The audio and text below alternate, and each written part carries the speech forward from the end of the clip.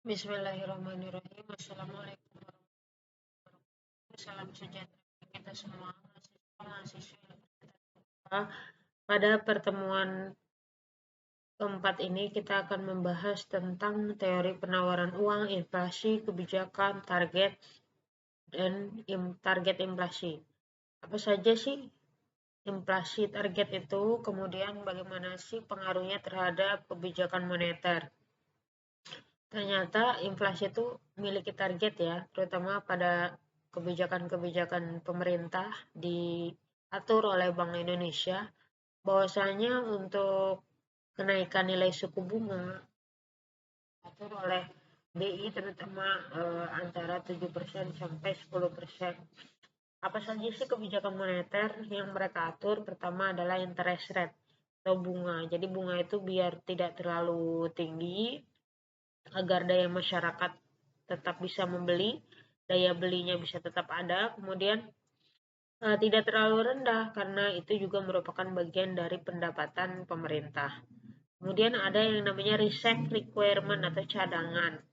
Jadi Bank Indonesia punya cadangan, baik itu backupan antara uang kertas dan emas atau antara uang kertas dan uang giro, baik itu yang ada di saham dan deposito yang bentuknya fisik, kemudian cadangan-cadangan yang lain yang berbentuk aset agar nilainya tidak terlalu jatuh.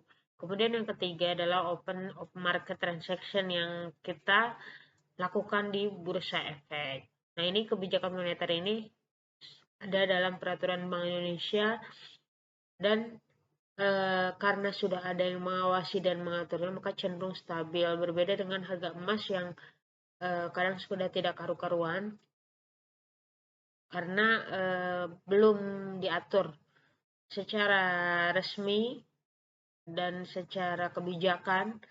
Kalau emas itu kan baru secara secara perusahaan aja ya, perusahaan aneka tambang atau perusahaan antam, tapi ketika mungkin pengambilan bahan mentahnya di sini tapi pengolahannya di luar negeri. Jadi kita ini sebagai market ya, sebenarnya sebagai market, sedangkan sebagai pasar aja, sedangkan yang memproduksinya itu berada di sana, maka itu juga berpengaruh terhadap penawaran uang, inflasi, dan kebijakan target inflasi. Terima kasih atas perhatiannya.